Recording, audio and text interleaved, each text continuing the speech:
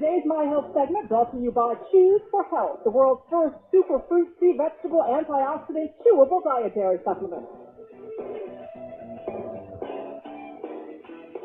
Well, it's that time again, time to answer your health questions, which were sent to us via the Balancing Act website. Now, we've had some really great questions, and of course, we can't answer them all, but today we've selected a few, and we're putting our health expert, Dr. David Friedman, in the hot seat. Are you ready? I'm ready. It was a lot of fun last time. Looking forward to it. It really was. All right, question number one, and it's a good one. It's from Meredith from Boston, who writes, my hand falls asleep at night, and it wakes me up. I do a lot of computer work during the day, and a coworker mentioned maybe I have carpal tunnel syndrome. What do you think, doctor? Sounds like, especially with the word computers, carpal tunnel is actually a tunnel in the wrist. Bones compress what's called the median nerve. It can lead to weakness, pain, and numbness.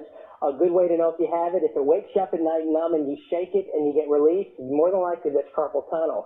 A couple things that cause it is the repetitive use of computers, text messaging, games. One thing you want to avoid is this movement here. Put your hands like this when you get up. Crawl into bed. If you're doing push-ups, use your fist. That movement, slamming a door even, use your fingertips or fist. Avoid that movement. That's what we do when we do computer work. Another thing is an ice heat combo. I recommend put your hand in some ice water for about 10 minutes, then warm water. And with warm, what does ice do? Compresses the vessels, gets rid of the blood and swelling. Then warm brings fresh new blood supply by opening the vessel. Oh. A couple things you can have at home. Watermelons are great. They're a diuretic. Gets rid of a lot of the fluid. Pineapples are good. They have bromelain, which is an anti-inflammatory. Wow, yum. You always have great information. Okay, our next question is Candace from Texas. She says, my jaw makes a popping sound when I open it. It's embarrassing when I eat, and I also wake up with pain along my jaw most mornings. What could cause this, and what can I do for it? Actually, it sounds like TMJ Dysfunction. That stands for temporal mandibular joint. This is the mandible and the temporal bone where they meet. That's the TMJ.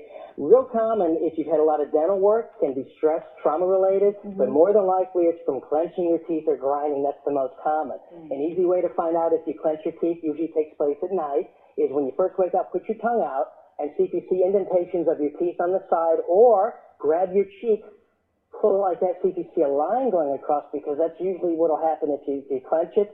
A thing you can check at home right now to see if you have it is you actually put your finger right up in front of your ear and you open it, and I'll check and see if you've got one. And if you feel the joints going together, that's normal. Yours is perfect. No TMJ. Ooh, nice. Yep. Want to check yours? Uh-oh. Oh, you see how yours is out? See how it's going lagging? That's usually TMJ. Did you wear any kind of like braces or a lot of dental work? I wore braces for 6 years. Big culprit of that. So for TMJ, a couple things you can do. There's an exercise. It's called the pterygoid maneuver. And what you do is you put your fist here and you open up your jaw against resistance, and you're working a muscle that never gets exercised. See, TMJ is a problem from the clenchers. And our masseter muscles, what clenches? 150 pounds of pressure from the clenchers. So that's a powerful muscle. We don't want to exercise that. We want to exercise the opener, and that's a real good one as well. So real good exercise. If you're a side sleeper, avoid sleeping on your shoulder because your mouth can open at night, so you want to slide your shoulder forward. And that's another quick tip for TMJ. Great advice. Okay, question number 3. This is a good one, too. Ellen from Idaho is asking about her headaches, and she writes, I get headaches at the base of my skull after I read for a long period of time, or maybe when I'm working at the computer. That's the only time I get them. I've had my eyes checked. They're fine. What do you think is causing this, doctor? Sounds like positional head tension causing the headaches. How much does the average head weigh? Do you know? Take a guess. 8 pounds. What do you say? 5 pounds. You're closest. It's actually 10 pounds. That's what the average head weighs. So watch this. If you get a bowling ball that's 10 pounds here and hold it, easy to hold, no stress. What if you do this? Oh, a lot harder, more stress on the muscles. Head weighs 10 pounds, but the law of physics says for every inch your neck is forward, add another 10 pounds to the weight of your head. So push your back against the chair and then tuck and tie. If your head's 10 pounds, watch this, 20 pounds, 30, now you're typing with a 70-pound head. Doesn't really weigh it, but it feels like it. To those muscles, that can cause headaches. So driving habits, another thing that stops you while you're driving, if you're a long-term driver, quick tip, get your rearview mirror and tilt it 1 inch up.